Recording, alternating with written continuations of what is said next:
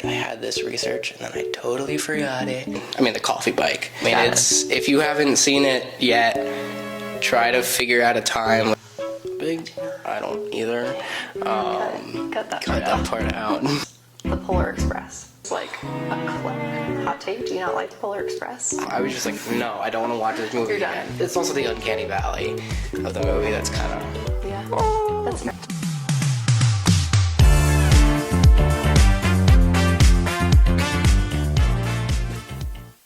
Welcome to the Meraki podcast, the Be Well, Be You podcast. Right now, I have Amy with me from recovery community, right? Tell us a little bit about you and about the recovery community.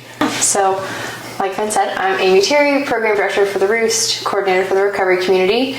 Overall, the recovery community is a campus-wide program that offers resources for students who either identify as in recovery, want to explore recovery, or maybe have a loved one or a friend who struggles. So we offer a lot of resources for that. And then the ROOST is recovery housing specifically on campus, which is a new living learning community launched this fall. So students can apply for that, have a lot of peer support with students who have shared life experience. And then we have our great lounge and pain where people can always come and hang out.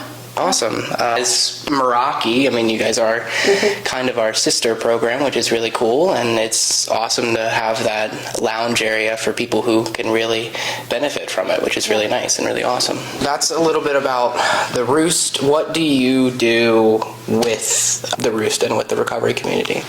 So I primarily work with students we do one-on-one check-ins, we offer recovery meetings, those are campus-wide, but for the ROOST specifically, offer one-on-ones with students. We do programming, we have a recovery seminar class that meets every Friday, and it's a good mix of how our class is set up, so we'll have guest lecturers come, we'll do an art week, we'll do a writing week, like we try and mix it up so that you don't show up and know what's happening every single class. It's something different that people can find enjoyment in a different thing each week. So we offer that, and then we offer a lot of alternative experiences for students who want to go on a retreat or maybe do something for spring break and do something that's guaranteed to be a substance-free experience. Well, I didn't even know about the Friday stuff too, so that's really interesting. It's a pretty cool class. Yeah, that's mainly what the podcast and what this kind of discussion is kind of learning more about the things that Virginia Tech has to help you be the best you. And Meraki has done that a lot for me. And then once I started talking to you and everything like that, the ROOST seems like it's a wonderful program for that. Yeah. So, speaking of the different things that the ROOST and the recovery community can actually use to benefit those people, what are some of the resources that are available to some of those students for on campus and off campus?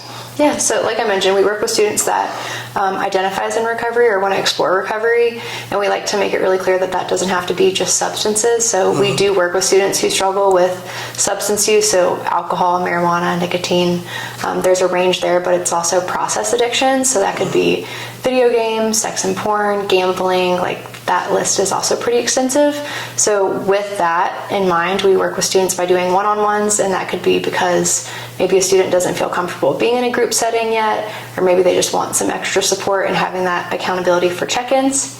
Our group meetings, we have 4 each week on campus, and those are run by a full-time staff member, but typically the conversation is really flowed by how students kind of want the conversation to go. And then we have our recovery seminar program on Fridays, which is like more of the formal education side. If folks aren't in the ROOST but still want to pursue like some education and have some extra knowledge about recovery, then they can enroll and hop in that class. Oh, that's super cool. Yeah. Virginia Tech, I mean September, which is recovery month, so how does Virginia Tech kind of, and the ROOST and the recovery, how do they celebrate that month? Yeah, so we love to use September as an opportunity to just program the heck out of campus and do as much stuff as we can. So we have our coffee bike that we use for outreach. It's a e-bike with a huge coffee cart on the back of it, and so folks can request that to come for their programming, but we also just take it out on campus. We just use it to kind of spark conversation and share about the resources that we have. We are also hosting free fitness classes, so you don't need a gym membership. Anybody can come and utilize it. We do rapid revive, so that's the Narcan training rather than doing the 2-hour training, which offers a lot of great education and resources. There's a 15-minute option where folks can swing through, hang out in hammocks, get coffee, and get Narcan trained at the same time. And there are a ton of others, but I won't list all of them. The main thing is through September, we try and offer as many programs as we can to just have like small touch point conversations with people, because ultimately we just want people to know who we are, know that we exist, and even if they don't need the resource right now, whether they need it later or maybe a friend needs it later, they can kind of have that seed in the back of their mind to know that we exist. Yeah, I remember doing the Narcan training at the end of last year. Yeah. And I really, really wanted to do it my first semester, but right around that time I ended up becoming ill, but I ended up getting that in second semester at the very end, which was honestly, it was wonderful. It made me know a lot more about what I can do and help, and it also kind of answered the burning question, which was, if I'm helping someone, are they going to get in trouble? Am I going to get in trouble? Yeah. And it was no. As long as you are there and you're helping someone who is in need, they will not get in trouble, which made it so much easier for me to be like, all right, I definitely can help, because in some scenarios, if it's like a friend, you're like, I don't want to get them in trouble, but then at the same time, they really need help. So, and then the coffee bike. If you haven't seen it yet, try to figure out a time when you can either go to the Narcan training, or if you can go anywhere and you can find it, because it's very fun. I'm not a coffee drinker. I'm not either. I like tea and I'll make a shameless plug. If people follow us on Instagram, so it's VT Recovery Community, we will always post either on our story or a formal post that says where the coffee bike is going to be, and it's always free. So if you want to save money on caffeine or tea, whatever feels good, we always keep people posted on where it's going to be. And then, what are benefits for people who are actively in the Roost itself, now that it is a LLC and it has housing? Yeah. So I think the biggest perk for folks who are in the Roost is the fact that you have this like 24/7 support.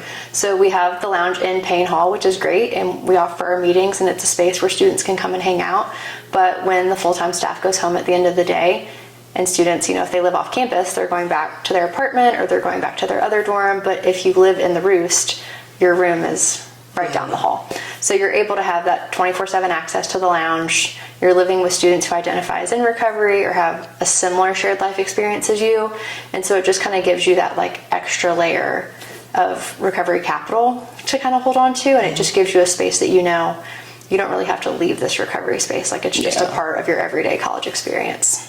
Yeah, that is definitely very important, because even with Meraki, having that kind of scenario where you have all these people around you who are kind of thinking the same way, it kind of builds connections, and it also gives you people to help.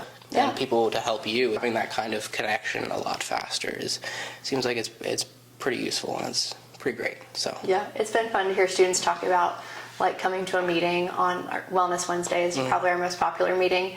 And so having some students that live in the Roost, a couple people will come, and then maybe 5 minutes late, somebody else will come, and they're like, oh, I saw my roommate leaving, and they mentioned that they were going to the meeting. So, and it's like, you just kind of have that refresher of like, oh wait, I can go do that too. And so it's really sweet to see folks kind of leaning on each other in that way. Yeah.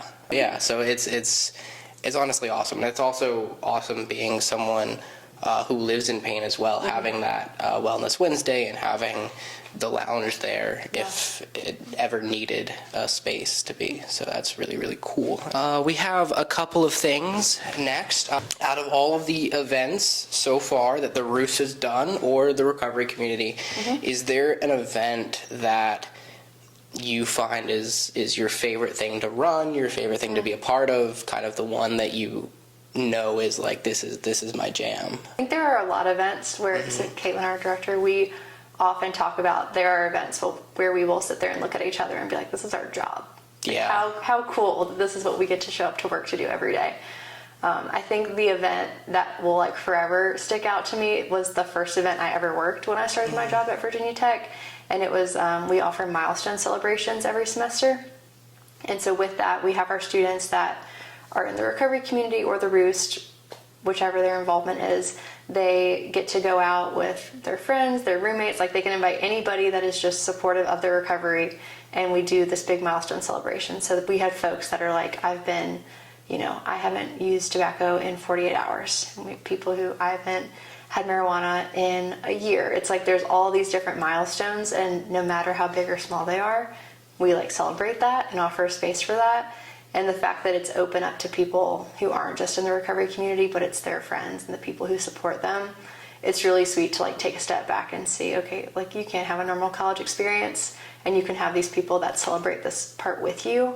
It's just a really sweet thing to get to witness, like almost from a distance, and just see it happen super organically. Yeah, so that's awesome. Those milestone, from not experience myself, but from family experiences, that those milestone celebrations are exciting because they really kind of reinforce that kind of, okay, I'm doing pretty good. Yeah. So even big or small, it's always great. So we already talked about the coffee cart. So Heck yeah. what is the origin, I guess, of that? Was that just something that you guys wanted to do, or? That was a really great question.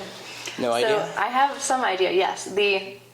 So one of our, it's really great, all of the recovery communities in the state of Virginia have a really awesome partnership where we all kind of lean on each other. We have conversations about how program is going, what retreats we're doing. Like there's just all this intermingling of how Virginia Collegiate Recovery works. And one of the first schools in Virginia to have a coffee bike was actually VCU.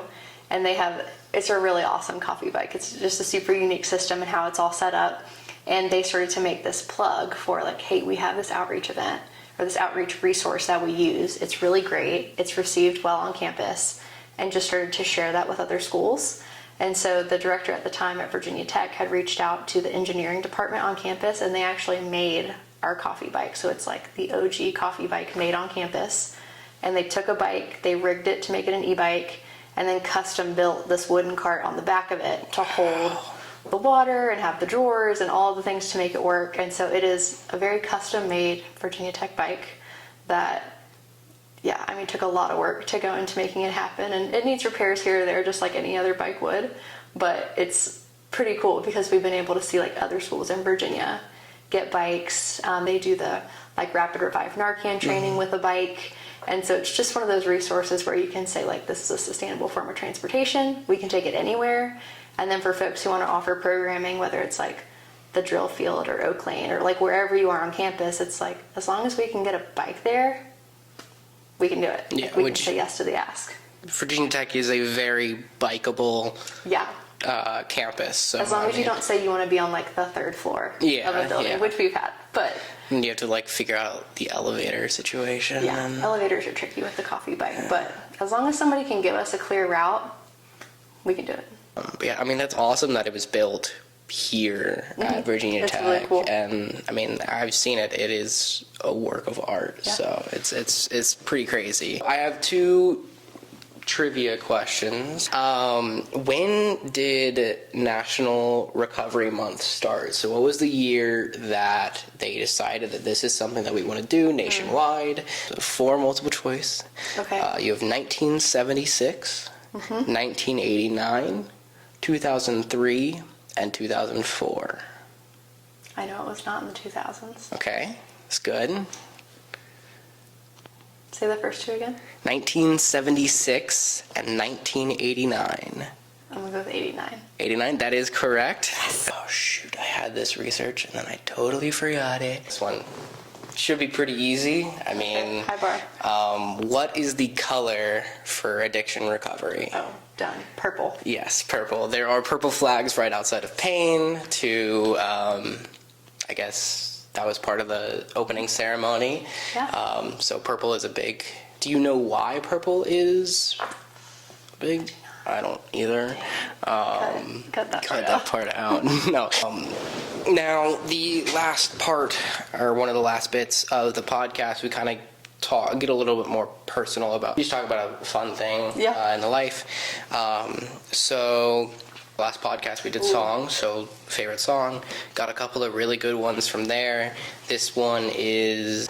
Okay, let's do movies. Movies? Yeah. So what is like my go-to movie? Yeah, what is your go-to movie? Like it's a rainy day, you have some popcorn left over, you sit down on your couch. Well, if it's anywhere remotely close to Christmas, The Polar Express is like a hot take. Do you not like The Polar Express? The Polar Express, I watched it every year in elementary school. Okay. And so Nice. about 3 years in, I was telling my mom, can you please call me out of school so I You're over don't it. have to do this? And I was just like, no, I don't want to watch this movie You're done. again. I know it's also the uncanny valley of the movie that's kind of... Yeah. That's fair. So if it's close to Christmas, Polar Yeah, Express. if it's close to Christmas, Polar Express. Any other time, I would say like anything Sandra Bullock related, I think is top notch. Like The Proposal is a classic.